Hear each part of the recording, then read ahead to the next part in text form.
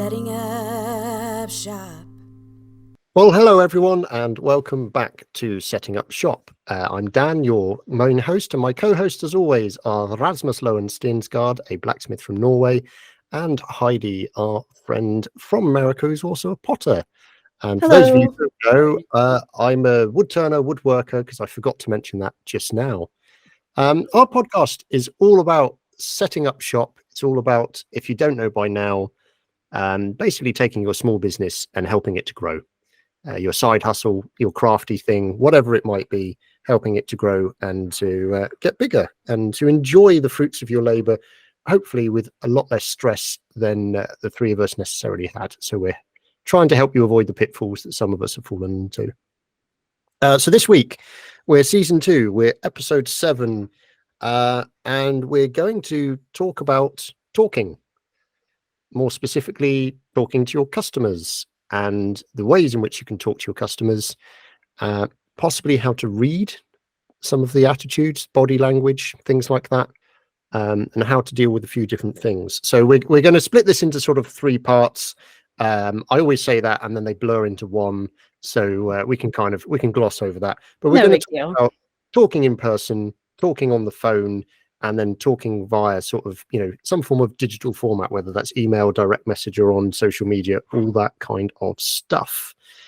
So first things first, let's get the obvious out of the way. If you are a person who likes to use language that is not generically acceptable in common society, it is probably best for you that you don't use that extra language when talking to customers you've never met before. That's probably the easiest way I can say of don't include standard Norwegian in your discourse. Hey, what? Why?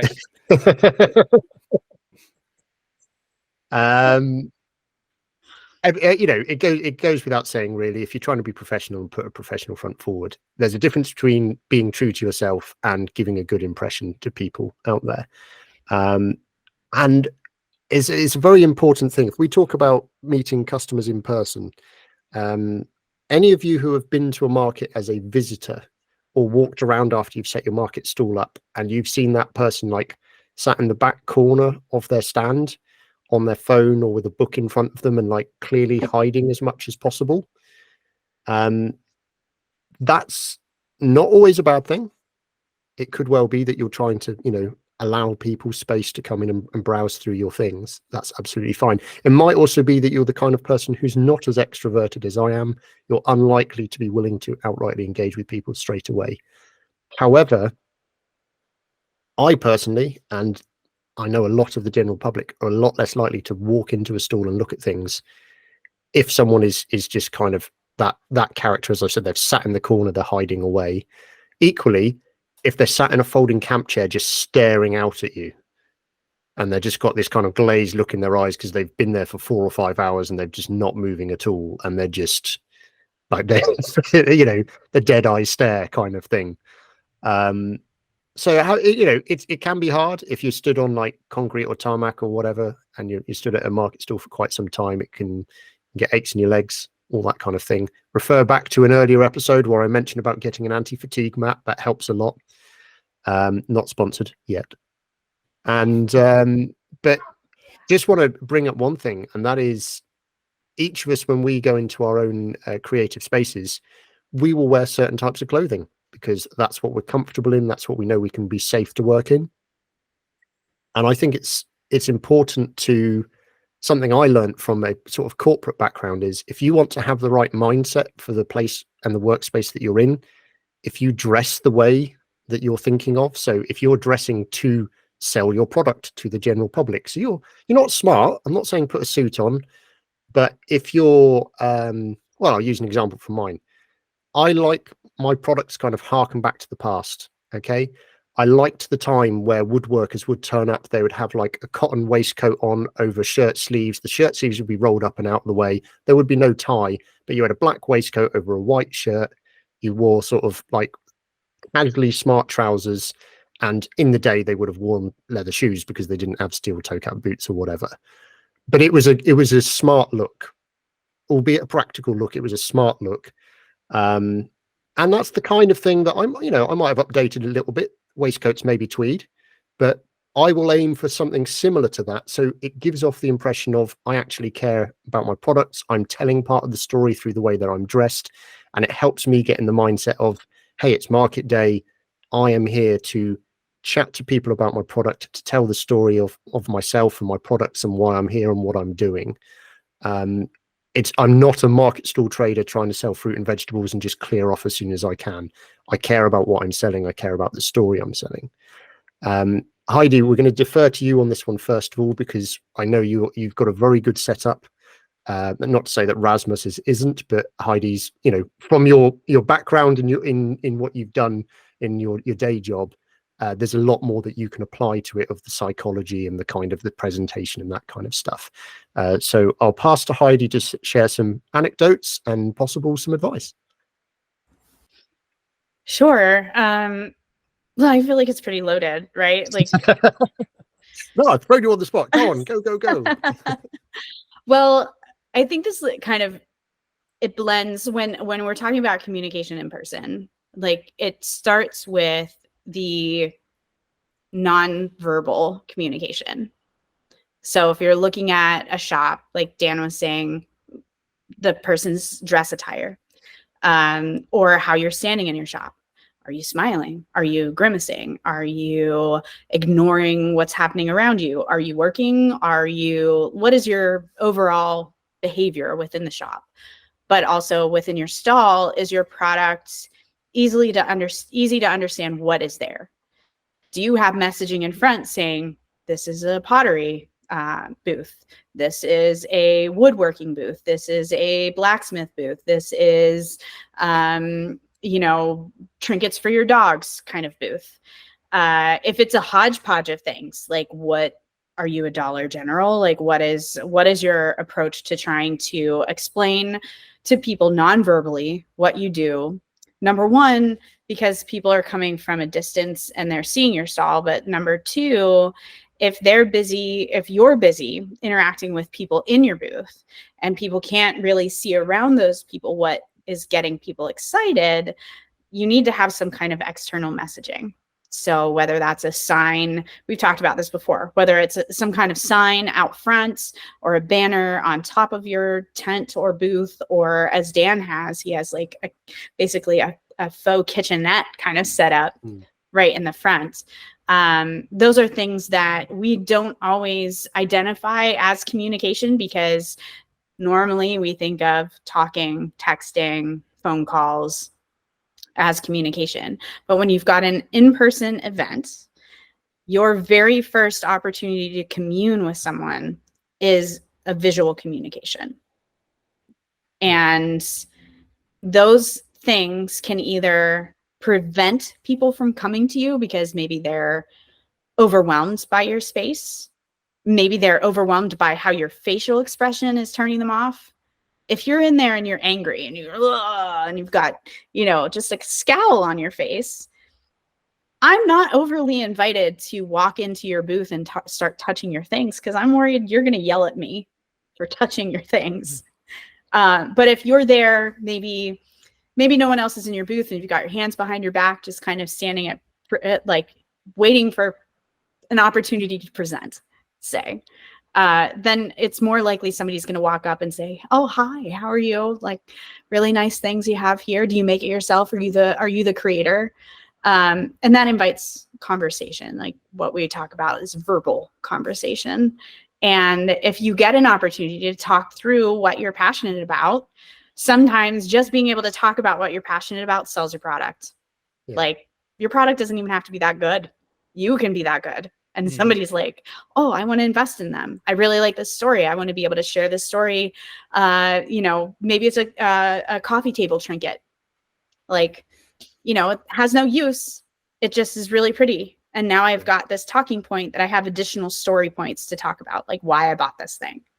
So you, in and of yourself, being there and being excited about what you're selling versus sitting behind, hiding, cowering, looking like you don't want to be there, is not inviting and is not exciting for people. And they aren't going to really have anything other than your product to tell a story about if they're purchasing it. The other thing is being able to read the room too. So somebody comes into your booth and they're awkward and shy and they don't want to talk. Yeah. You need to be able to read that too. Like you can say the same thing over and over again. Yeah. And there's also reading couples or groups. So if one person in a group or one person in a couple, so for example, the demographic of people who tend to buy from me tend to be ladies. They tend to be of a certain age who have a bit of disposable income. So if they're not interested in the booth, but it's their husband who's coming forward or their partner who's coming forward, who's really showing an interest, I will still talk to them. I'll still be polite, but I'll keep an eye on the partner, because if she starts wandering off somewhere else, the chances of getting the sale are not gone, but they're a lot smaller. So it's not about how much effort you put in the sale, but there's no, don't overly press things. Just be polite, just be nice and go, oh, these are really cool. This is quite nice. Maybe she'll like this, because you don't know that he's not shopping for a gift for another occasion. You don't write anyone off. But if the lady has the disconnect because they tend to be my target demographic, then that generally means it's unlikely to be a sale. If it's the other way around and the guy wanders off, I have no worries at all, because unless he happens to have her handbag, there is no way that if she decides she's buying something, he won't be able to stop her. That's it. It's on, and I'll probably play up to that, and she'll buy 3 pieces because I'll give her a better price. But yeah, being able to read people is it's important as well to realize that's a skill. I mean, Heidi, I know you've been trading for a number of years, and Rasmus, you have as well. I've worked in retail on and off since I was 16, so I've picked things up as I've gone along over far too many years that I want to remember. I've not always been good at it. I was terrible. I'm still terrible some days if your head's not in the right space. But yeah, reading people, definitely a skill, definitely something that makes a difference. Rasmus, I witnessed you at the exhibition earlier this year. You were definitely picking how much time you would spend with people depending on the type of conversation and the way they approached the sort of things you were doing. If you want to share some of that. Yeah. I mean, first off, that market was a wholesale market. Yeah. And I was very much the odd one out in the whole venue there. Meaning a lot of people came up to the booth and either immediately connected with something, or they had no idea what to do with me and what I make. Yeah. And I could tell that by how people are looking, because you are certain kind of people who immediately gravitate towards the really rough hand-forged things that I do. Especially if, I should also say, if instead everything you sell is mass-produced out of somewhere else, then my things doesn't fit next to that. And you don't necessarily know where to put mine in your shop. And I could tell that by people, like they would just glance over, and it's like there was no connection, no spark in their eyes, so to speak, as they were looking at my things. I was like, cool, I can just let these people walk by. But then there was other people, like from some of the local museums, that would pick things up. So I was like, ooh, yes, and this, and wow, and do all of that dance around my booth. And I was like, well, clearly these people have something in mind already. They have an idea of how they can use me and what I make. And that's a conversation worth having. Yeah, well, for starters, it's a conversation. Well, it's a conversation. It's not a glance. It's not the lady who came near the end of the second or third day or whatever it was and took one look at the roses and said, "Oh, do you do them in painted colours?" Yeah. It's like, no, these are forged. These are hand forged from metal. Like this is a process where he's taken a raw material and then textured them and painted. Yeah, but they'd be better if they were painted red. Oh, okay. No, they don't come available in those colours. No. But yeah, like I could try to engage with the people who just walk by and don't get that spark and try to convince them and bring them over. Mm. But it would very much be an uphill battle, I feel. And I don't think it would work nearly as often as it should have in sort of a normal sales conversation. And also, I'm not that kind of salesman that will try to convince you and try to force a sale on you. No. Mostly because I don't have the ability to make that sort of volume where I need to turn over a certain amount. Like if I had a stupid surplus of things to sell, then yeah, maybe I would have to learn that skill. Maybe I'd have to go out there and try to make the sales happen. But I'm lucky enough that I'm in a position where I am selling just about a little less than what I'm able to make. And then as my skill develops, I got room to put more products into my line, or just get distracted by other silly things like Dan keeps mentioning. But yeah, does that answer your question? Yeah, no, it does. I think there's a couple of things that I want to raise there, and I don't know whether you guys would agree with this or not. You reminded me at one point of because I have a strange brain. When I was practicing selling things to people face to face, one of the things that I learned quite early on, fortunately for me, was how to read whether or not people were engaged. But once I realized that they weren't engaged, and this was before I was selling my own product, this is when I was selling someone else's product or selling things for a company. So I wasn't necessarily passionately invested, but I had a manager watching me and wanting to see me sell. Okay, so you have to show willing, you had to show you were selling. So knowing that I had that factor in my back, I took that opportunity to say, okay, I'm going to try and engage with every person who even glances towards the booth that I'm at, because every single one of these is a practice. And I didn't reach out and go, hey, do you want to come over and see my product and whatever? What I taught myself to do was to look at what they were carrying, how they were walking, what, the sort of stuff they were wearing, whatever. So you can try and work out, are they tired? Have they just had a coffee? Are they going for a coffee? Have they got something to eat? Am I hungry now? If I'm hungry now and they've got something to eat, oh, that looks really good. Where did you get that from? It starts a conversation. You've formed a bond with the person over something mutual. Hopefully they've not got a face full of the stuff at the time. And now you're having a conversation. And you can be polite, you can possibly throw a joke if the mood feels right and you're confident and that sort of thing. But you've established a connection. And I've found over time that practice of just working out how to establish a connection with someone without pushing product first has inevitably helped lead towards, come and have a look, no, that's fine. If you're not interested, it's not a problem. Take a card, maybe give it to one of your friends, that kind of a conversation.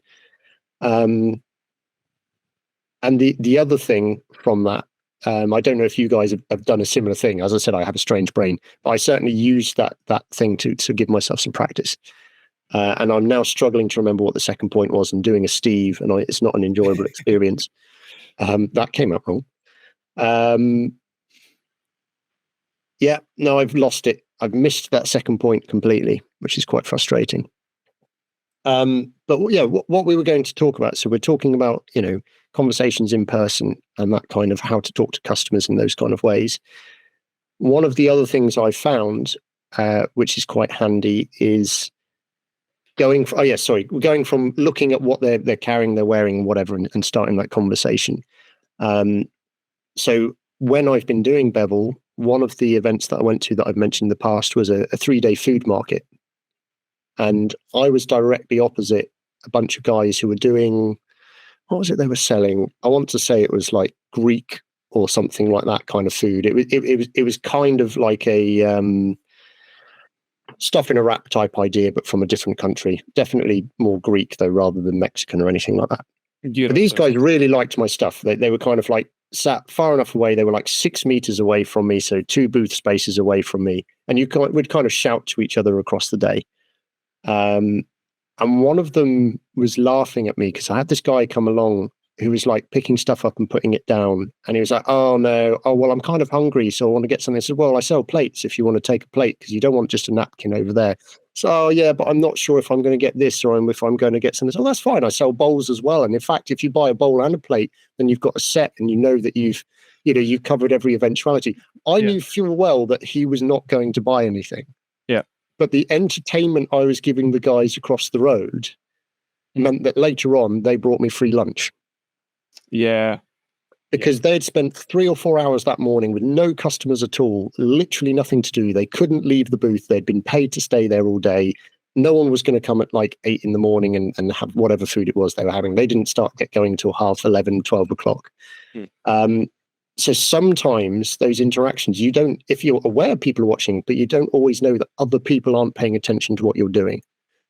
And so you can get these kind of ancillary benefits. And, it's happened one time. I'm not saying this is a regular occurrence, but sometimes just practicing your skills and the way you interact with people, as long as you're not making them feel uncomfortable, can have other benefits, because you might get other stall holders. I don't know if you guys have this, other stall holders coming in and going, how did you do that? Or what was this? Or I noticed the way you were doing this. And you start forming a network with other people of other things. Have either of you had experiences like that? I don't think so. Not to that Okay, I'm degree. just odd. No, well, yes, you are. But I've had interactions. I have had interactions with customers that have started a conversation with my neighbors. Mm, And not to the whole, oh, here's a free lunch kind of thing, because I would definitely remember that.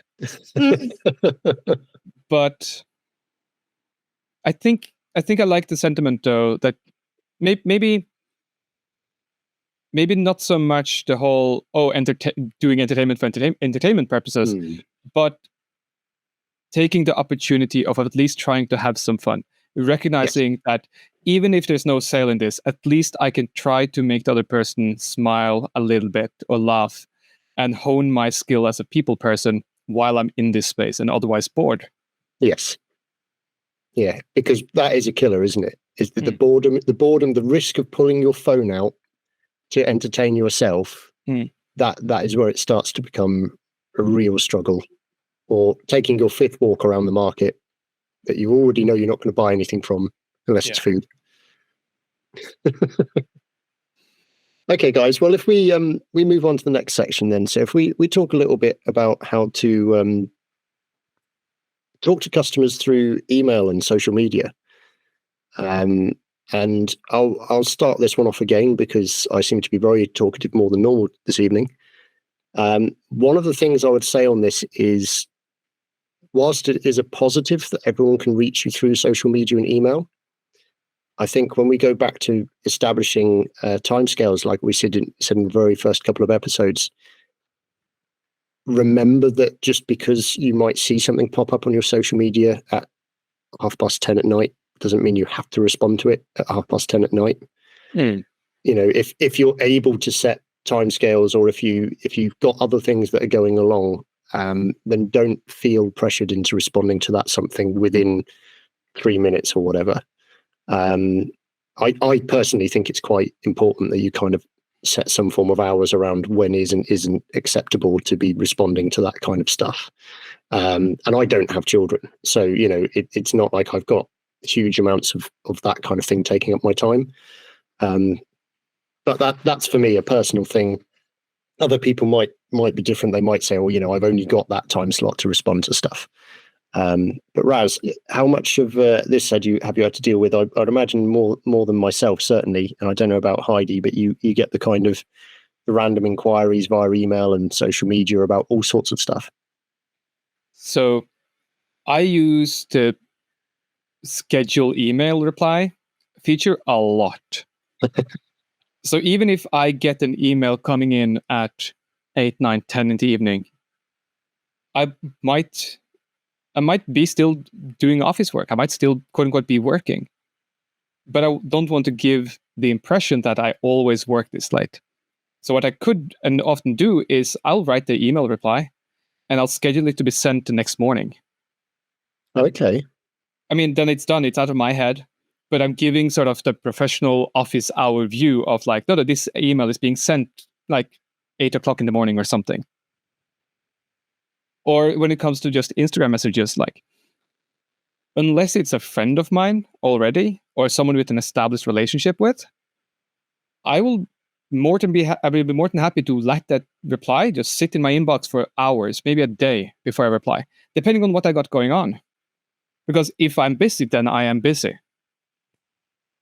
Yeah. Then I am too busy to reply to this message as well. If I am preoccupied by doing something else, for example, if I go out dancing and do the swing class and all that, I could be like very focused for 4 or 5 hours straight.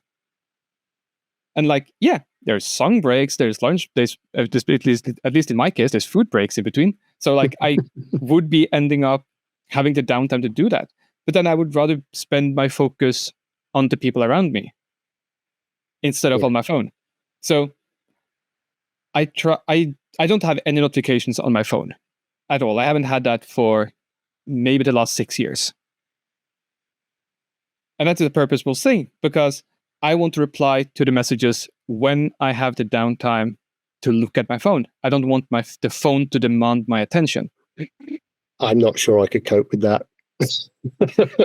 No, it is weird, but also I'm the kind of person. I need that little hit of knowing that someone likes me enough to want to speak to me via a WhatsApp message notification. I need to know that it's not just me sat in my kind of booth of space. I don't have the sound on. I've had my phone on mute for like 5 or 6 years, but I need to have that little like flash on my screen or whatever. Well, I have that. I get the small like notification bars, but there's no indication outwardly until I open my phone to look at it. And I really like that, because it pushes sort of who demands time of whom in this conversation. Yeah. Sort of differently. But I'm also the kind of person that I have the phone on me all the time. If I'm forging and I'm doing one piece at a time, I have the downtime every 2 minutes when the piece is heating up again to look at my phone and see what's going on. So quote unquote, when I'm at work doing forgings, I more than often enough are constantly on my phone checking messages and can reply to them on the fly in between the heats. Yeah. But it also means that as soon as I am too busy to do that, I'm also too busy to reply to you in the moment. And I don't need that extra reminder of here's another thing that demands my attention in addition to all the other things in my mind. Okay. Heidi, how do you deal with this sort of thing, the social media? And I mean, I think the email system that you use, Raz, I quite like the scheduled responses thing. I hadn't even considered that, so that's really cool. I used for a brief period of time the auto response on Instagram until you notice the fact that it auto responds with that same auto response every time the person messages. So if you've started the conversation, it then auto responds, and it just gets annoying. So I turn that off. Yeah. But yeah, what about yourself, Heidi? Because I'd imagine certainly when you have certain things like you did recently, you have something go viral, you will suddenly have a lot of people following your product, like your Mini Cooper mugs and that sort of stuff. So, you must have had quite a few messages in a short space of time. I'm not the best with this. I let me just say I have no boundaries. Okay. I wish that I did. And I wish that I had a way to have one area of communication. So like if messaging comes from this area, it's automatically funneled into this area over here. There are tools that exist for you to be able to set those up, but I am poor. I'm a maker. So my go-to typically is to be as responsive as quickly as possible, or I'll forget. Yeah. So I have a notebook and I have a notes app on my phone that I will constantly be updating with, okay, this person reached out to me 3 days ago. They want to custom this, that, or the other thing. It did get a little bit hairier with the Mini Cooper mugs. So little backstory there. My Mini Cooper mugs are specific to our local dealership. They had ordered a large batch for their shop. They gave me permission to use their logo and do custom works for any of their customers or Mini Cooper customers that come to me to get a custom paint job, basically, of their vehicle on a mug. So at some point, someone received one of those, whether it was a gift, whether they purchased it from the dealership or wherever. They decided to post their mug on a Mini Cooper forum. So then it exploded. And people sought me out any way that they could. So I was getting emails. I was getting forms filled out from my website, which is the preferred method because it has a questionnaire in it. I was getting instant messages. I was getting Facebook messages. So as you can imagine, it's a great problem to have, but it's also a bit squirrely because there's an opportunity where you might say yes to somebody and you forget that somebody gave you, information or whatever, you promised them something. So my first line of defense is always saying, love it. I will look into this and I'll get you a quote. if they're serious, they'll follow up if they haven't received a quote from me. If it's something that I can action right away because I have it, or I'm already in the middle of working on something, I can just let them know, hey, I'll earmark this for you. And I put it on my list that this one's already pre-sold. But ultimately, no money changes hand, because I don't want to be in this space. No money changes hand until we have an agreed upon amount and an agreed upon down payment, so that I'm not holding the bag with their money and then not actioning it. Yep. And I'm then also not starting work on something without a commitment to buy. Unless it's something that I'm like, oh, this will sell regardless. If it's something that has someone's name on it, someone's pet's name on it, then I'm more apt to be like, I need a down payment for this, because once I make it, I can't give it to somebody else. I can't resell it. It's custom for you. So to me, it's a space where I'm organically trying to get better at. There are tools like Salesforce is a big one that a lot of people use that have tons of clients, and they want to make sure that they're following up with their clients, and they have sales teams, right? Like those are for like small and large businesses, but there is a cost involved with having that software. Yeah. You could down it to just an Excel spreadsheet. Obviously, I love Excel. I keep a client list. I date when I've last contacted them, so that I can follow up if I need to. I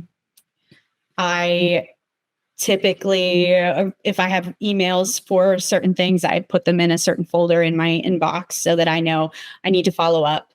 There's just little quick tools that I have from a product management background that keep me doing what I need to do. But if you're not tech savvy, having a notebook handy to like always be able to record like needs, or, you know, hey, I have 50 of these things I need to make. I need to make sure I order enough stock so that I can meet timing. The other thing is that a lot of times people will just reach out and be like, hey, do you have this? Or, hey, is this something you can do? And it can be a stumbling point to know what you need to ask back. Yeah. So that you can create an estimate. And you don't want to like email, then 5 minutes later, email again, then 5 minutes later, email again. So it's better if you're the type of person to not be able to be concise, not respond right away. Sit down, have a plan of action for your email. Because like, for me personally, a huge turnoff is somebody that piecemeals questions. Yeah. Get all of your questions out at once. If you're making something that's consistent and people are asking for consistent things, what color do you want? What size do you want? Do you want anything personal put on it? And are there any parameters from timing or cost that I need to build this into? Yeah. Knowing those questions right off the bat, and you can create an email template for yourself that you use for like sending responses to, you know, TikTok, responses to Instagram, responses to email. Just have yourself like a template already made of what you need. On my website, I have a form that people can fill out. Like, I want something custom.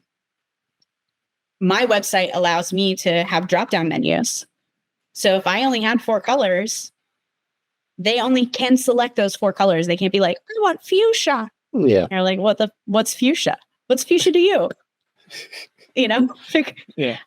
There are certain parameters that you can set for yourself so that those communications are concise and get you everything that you need from the jump, so you can create a quote and you can follow through.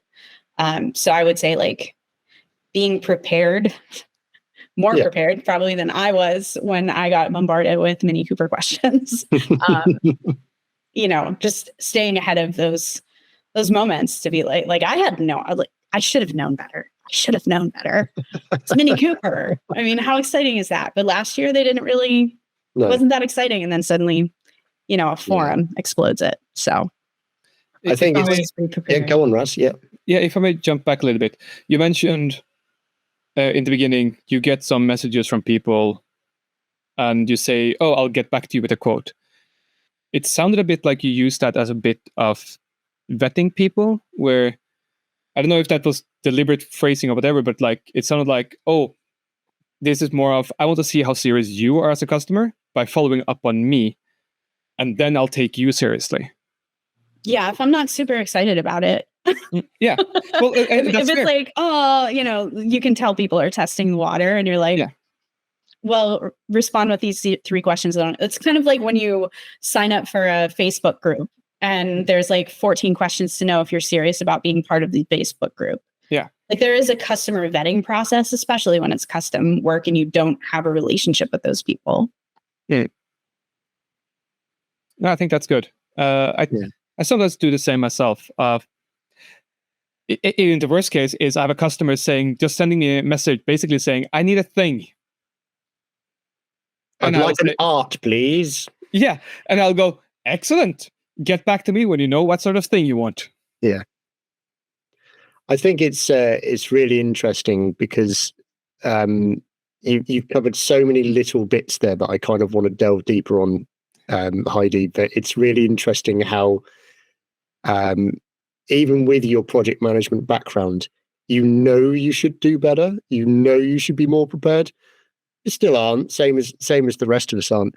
But a useful thing for, and I know many people know this, but I learned this back when I was in school, is it's those kind of almost like science-based questions, and they work in so many different ways, which is if someone's contacted you about a product, who, what, how, when, where, and why. So what's the customer's name? Who are they? What is it they're interested in? Where's it got to get to? When's it got to get there by? And how is it that you're going to achieve all of those things? And even if you just have that kind of like, who, what, where, when, why, and how, whatever order you want to put them in, even if you have that as like a little poster or a little note next to you by your pages, it just helps when you get that kind of like, oh, okay, this is out of the blue, or I'm overwhelmed because I'm in a fortunate position where a lot of people have asked me very similar things, than being able to differentiate between customers and all of that kind of stuff based on what it is they're doing. It can really help as like a baseline thing. I am intrigued to know though, Heidi, in your spreadsheets of this thing, did you include where you got the inquiry from, like what method they used for your I did metrics? start doing that, but it was only after hard fought. Like, shit, I know someone asked me for this thing, but I can't remember what platform they asked me for me to be able to follow up.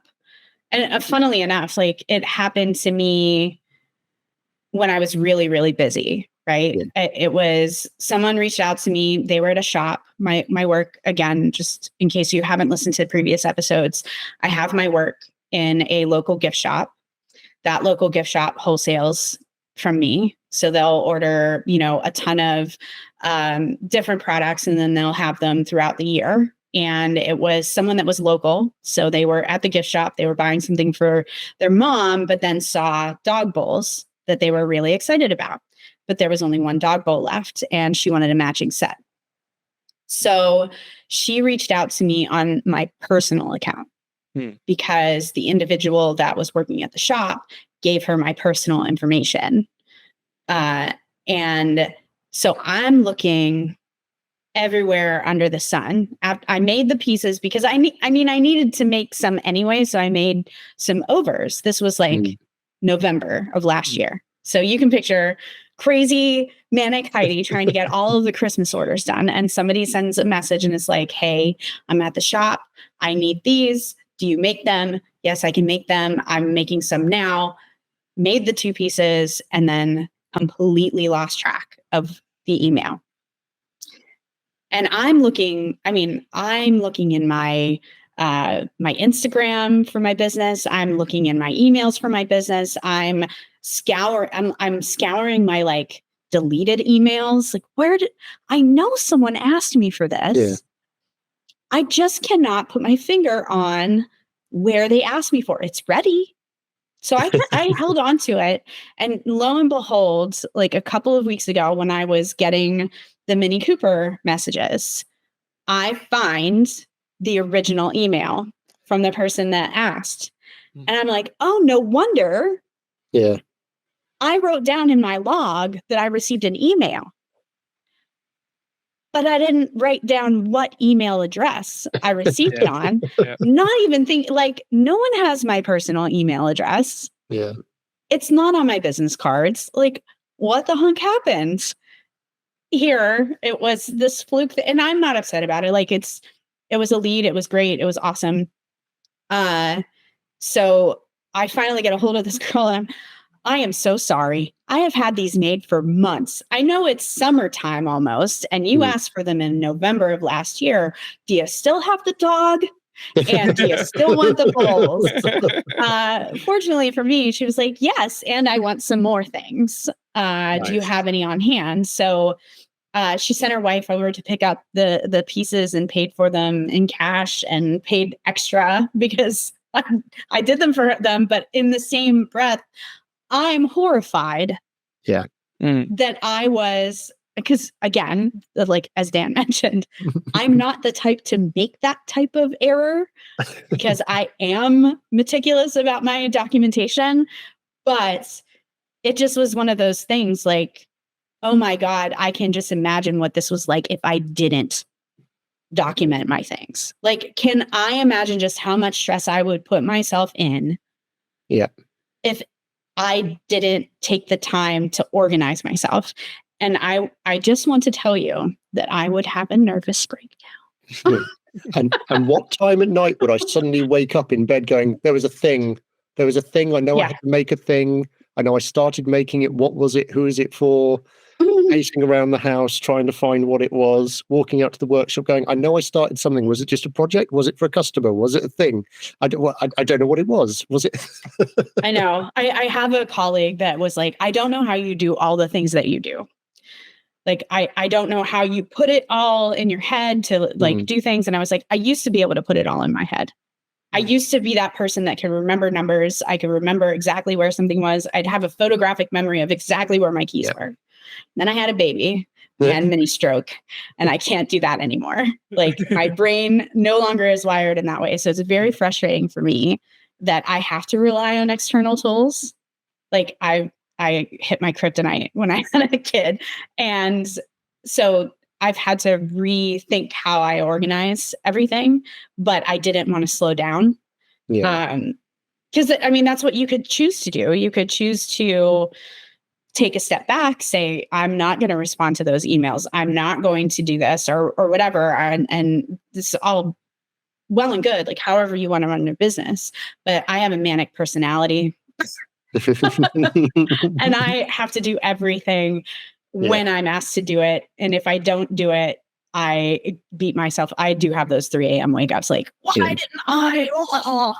I think the point in time for me that made me realize that I should probably get more organized, and this was pre-Bevel, was looking up and seeing the amount of post-it notes that were stuck on my wall around the outside of my screen of my thing. And I was like, the problem is these are all just part of the scenery now. None of these are actually reminding me to do anything. I'm just so used to it all being there. You know, it's not there. And trying to force yourself to get away from those kind of, oh, this is quick, this is easy kind of things, to actually a process and something that will work and something that enables you to do things in an efficient way and process things in your head and not get put off or freaked out by things. But also massive well done to you for, once you'd realized who those things were, the fact that you still have the courage to reach out to those customers and say, hey, you ordered that thing in November. I have no shame. No. Absolutely. But it's, but some people would suddenly go, even if they'd found it, they would be too scared to, and I don't get me wrong, this is not being derogatory to anyone who's like that. It is an understanding that you have a fear of you're going to get someone be negative back to you because you create the situation in your head and make it so much worse than it is. But worst case scenario, what's going to happen?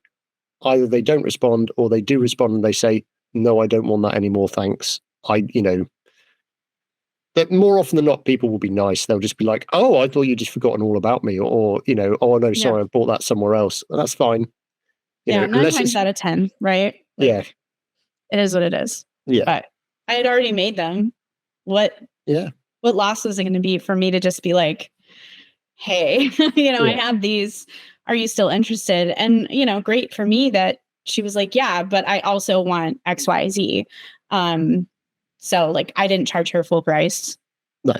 But mainly, I didn't tell her either. Like, I just took that on myself and like, I'm not charging her full price, and I'm going to, give her a discount on whatever else she wants. And that made me feel like, I don't know if you get this way, but like, I'm stuck in my head sometimes where I'm like, oh, I did something wrong and now I need to make it better. And they don't need to know that I'm making it better, but it makes me feel better to do it. I'm nodding emphatically to the screen of those people who can't hear. Yes, Raz. I have a question on that, though. If she doesn't know she's getting a discount, what good does it do? It makes Heidi feel better. For me, I don't care if she cares. It's for me to be able to like. Okay. It's my own like self-punishment. Yeah, I get that. I do get that. But at the same time, though, I think you're fully justified. I think you should let the customer know that I'm the one who fucked up. Because of that, I'm giving you a discount. And at least recognize the fact that and verbalize the fact that you did a mistake, and this is how to solve it. No, I didn't necessarily want to like make her know that I made a mistake. I like not in that way. Like okay. To me, reaching out to her and saying like, "Hey, I still have this. Do you still want it?" Wasn't an admission of guilt. Okay.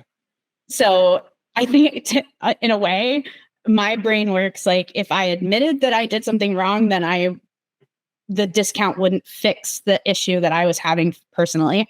If we go back to what Heidi said previously, the customer has had since November to reach out via the same email address again and go, "Hey, am I ever getting this?" And she hadn't. Yeah, absolutely. So I totally understand where Heidi's coming from in that you don't go, "Oh no, I'm really sorry. Oh, I'm going to give you a discount or whatever." It's a two-way street in this situation, and every situation's different.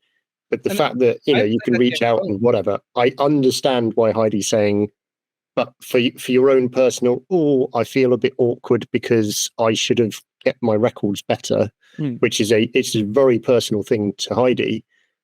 That's why she's felt this is my punishment and whatever. Which is, don't get me wrong, I'm not saying this is good practice, but as a personal choice, I can understand and resonate with that, and you can kind of sit there and go, actually, I understand. I can see the value. I can see the value that you're saying, Raz, like, oh, you've done a good thing. Like they should know that you did a good thing. But like my psychology is and I mean, not always like the most practical. And I would also say if you say to them, "Oh, I've made a mistake, therefore I've discounted it," you're setting a precedent. And sort of. But you could flip it around though. You could instead say like, "Oh, let me give you a bulk discount on the bigger order that you now want." At least I think it is a good habit to call out when you are trying to be nice to your customers, because it shows, at least I think, and this is sort of the same sort of mental mind games that I give myself as you do. I try to show what kind of person I want to be in this business relationship. Someone who is not all about the money. I need to charge a certain amount. For example, when friends comes and want to buy stuff off me, I want to be nice to them as well. I want to show that I appreciate that they come to me. Sometimes they insist on paying me full price, and that's even better. And I had that with my old scout leader not long ago. They wanted to buy fairly big knives for themselves, their wives, and their 2 kids, because scouts, Norway, knives is the thing. And this is also kind of the same thing. It's a conversation that started last autumn. And I finished the knife blades now. And I basically told them a slightly lower price than what we originally talked about in the email. And I told him, I'll give you a small discount because of blah, blah, blah, blah, blah. And he looked at me and sort of, well, how much do you make a year? And I told him, I was like, no, I'm paying you extra. I was like, well, And that's the kind of relationship I want with my customers, where we're both not afraid of to talk about the money and give something up in the conversation. There is also a cultural difference there, though, Raz, which Absolutely. is, you know, and is part of the conversation, reason why we are from 3 different cultural backgrounds and why this makes this more interesting as well. We had a brief conversation beforehand, Rasmus and myself, saying about I'm quite unusual in Britain, England, whichever differentiation you want to say, in that I'm quite happy talking about personal finances and money and being upfront with people and saying, no, you owe me money for that. Like it doesn't, I don't feel a sense of unease or but generally speaking, in my culture, it's not a it's not taboo, but you don't publicly talk about finances. It's certainly not your own. You certainly don't like name figures or anything like that, and you definitely don't talk about how much you earn or ask someone else how much they earn and that kind of stuff. And so it's it can be a tricky thing along all those lines, but this is the sort of thing that everyone will negotiate in their own way. I mean, we've each given examples there of how, in this situation, this is what's happened, and this is the way that I've dealt with it, and hopefully that's helped people in all those scenarios. The final area that we haven't spoken about is speaking to people on the phone. And my tip is don't do it. Yeah.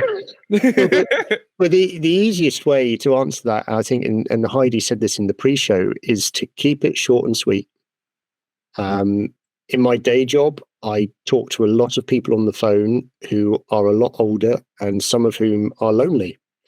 And whilst they may be using the phone to place an order for something because they're not used to technology, they are also occasionally using the phone as a way of socializing because they don't get out much anymore. A lot of their friends aren't around anymore. Their partners aren't around anymore, and they want a point of human contact. I haven't had that situation dealing with customers or commissions or anything like that in my personal job. But again, it's about reading the room. Sometimes if you find that there's a lot of silence on the end of the phone, it's because you, as the person they're ringing, is talking too much. But if you're getting interaction, that's fine. If they start repeating themselves and going back over stuff, that's when it's like, okay, the phone call's gone on too long now. We need to wrap this up. Because as we've said in the past about budgeting, you've got to remember that your phone call is still time that needs to be paid for. Which may sound really mercenary. It may sound really kind of like, oh no, everything has a cost, but everything does have a cost. If you spend 40 minutes on the phone to someone who's buying a stock item that's already made, that's not good value for money. You spend 40 minutes on the phone to someone who's you're working on an ongoing commission for, and maybe it's just a check-in, and maybe there's a hint of more work to follow on, that might be worth investing the time in. It's about making that judgment yourself and being confident.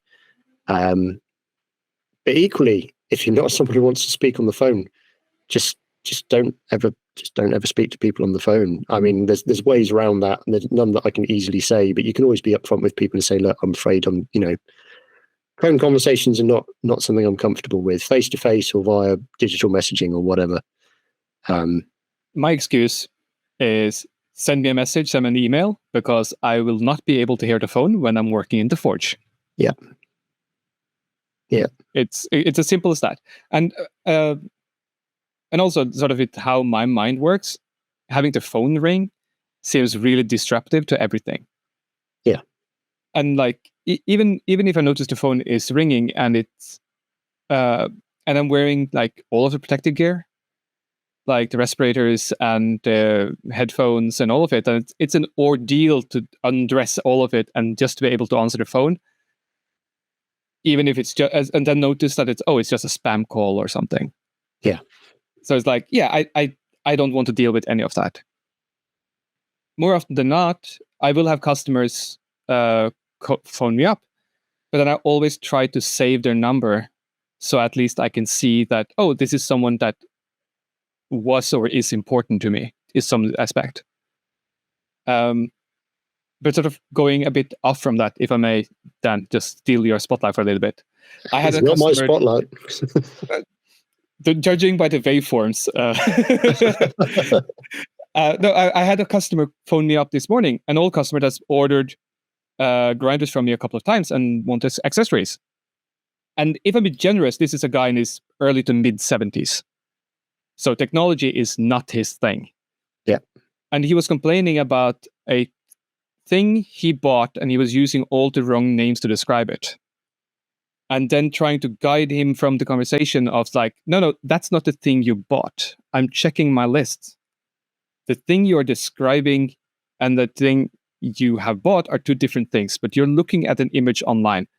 If you click to the next image, you can clearly see that the thing you're describing is not the one you're looking at online.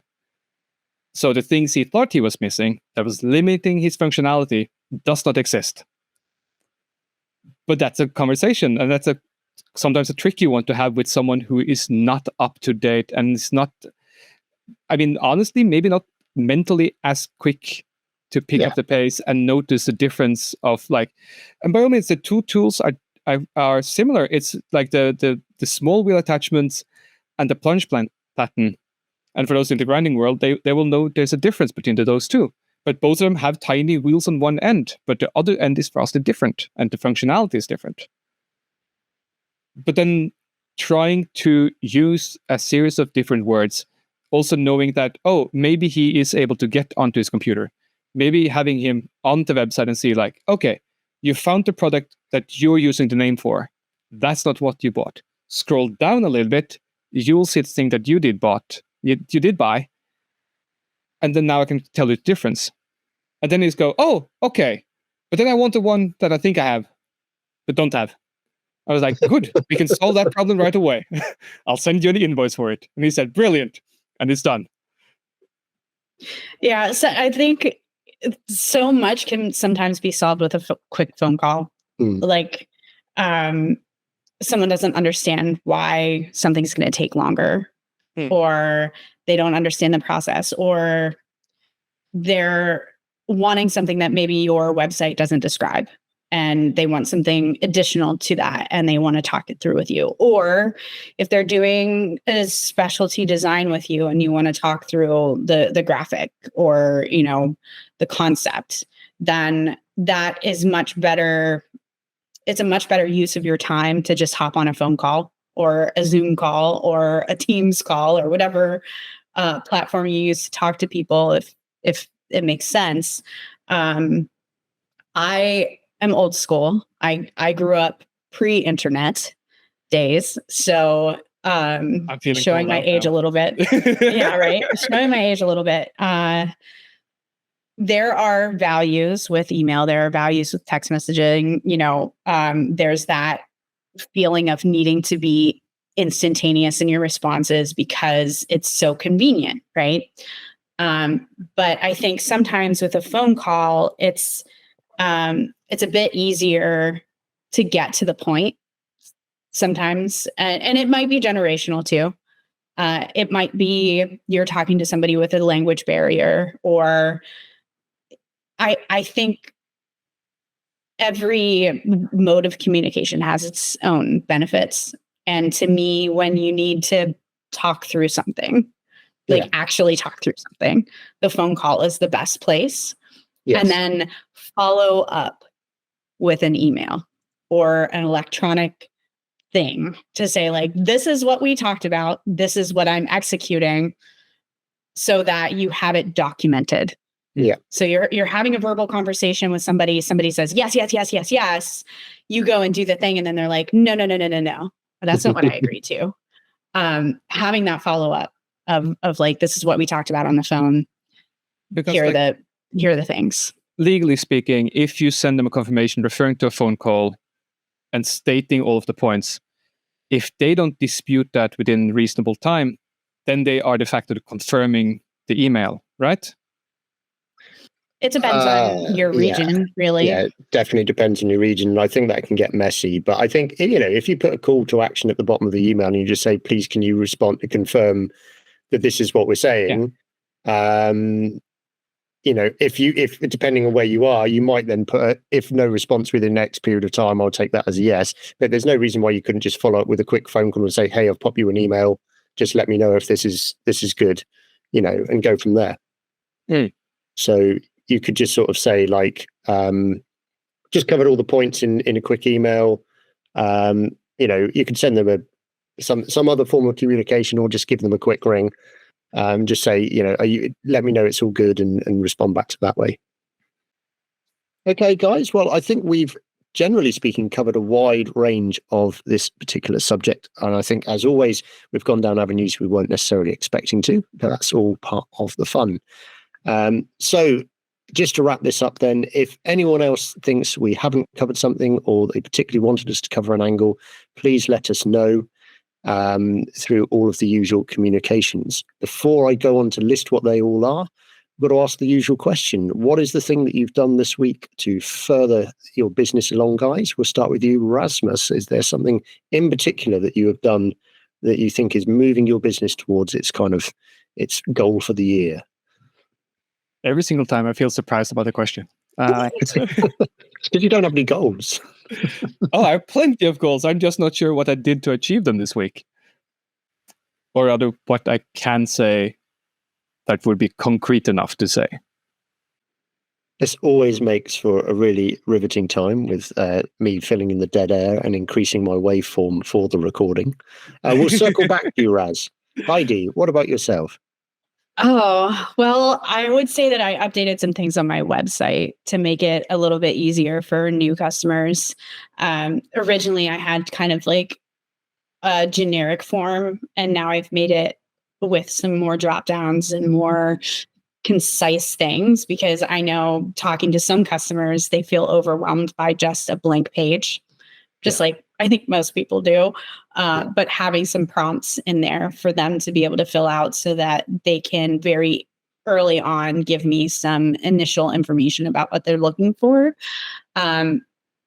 which has already shown some help with some of the custom work. So I would say just that little bit of upkeep and adjustment on my website that really only cost me time. Yeah. There are things on the website that I can like splurge on and do add-ons for, like AI kind of things. Ooh. But I don't really need that stuff right now. Well, I've before we circle back to you, Raz, give you a little bit more time. So mine's sort of similar in a way that I've started plotting out templates for when I go and do face-to-face conversations with people about commissions, and answering the phone about commissions and that kind of stuff. That may possibly lead in towards a product later on that people may be able to get hold of, but this is very early stages yet. Not entirely sure. I'll do some test runs and see how it works for myself first of all. Raz, have you thought of something that you have done to move the business forward, other than bashing hot metal? I haven't done much of that lately. It's been riveting work. That's what I've been doing.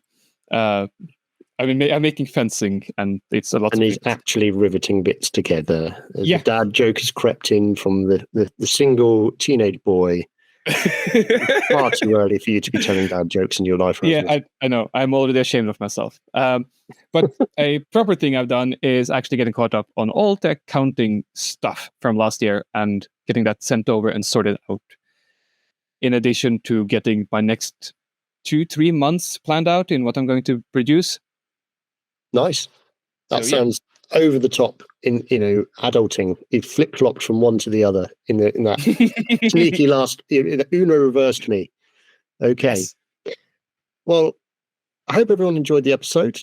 And if you do, please let us know. Hey, if you're able to, leave a review depending on whatever platform it is you listen to. Apple in particular seems to like reviews and likes to push things up. We do check on the leaderboard charts. It's quite entertaining to see where we are in the rankings for craft podcasts in Norway. You'd be amazed at how selective that group is. There are over 100 though. It's interesting. So if you want to get hold of all of us, if you would like to pop us an email, info@settingupshop.com. That's shop, SHOPPE. If you'd like to speak to us individually, you can get hold of me through @Bevelwood UK on Instagram, or info@bevelwood.co.uk via the website. Heidi can be reached through whitehallpottery.com and all of the links, Whitehall Pottery on Instagram, all of that kind of stuff. And Rasmus, we can visit his website, loensmed.mo. Yep. N-O, not M-O. That's N-O for Norway. Or you can find him as Rasmus Loen on Instagram. Thanks very much for listening, everyone. We'll try and be a bit more coherent next time, a bit more concise, which is why I'm dragging out this finish for as long as possible to reduce all of the efficiency and to really wind up Rasmus with all of his editing. Cheers, guys. We'll speak to you again. Bye. Bye-bye. Cheers.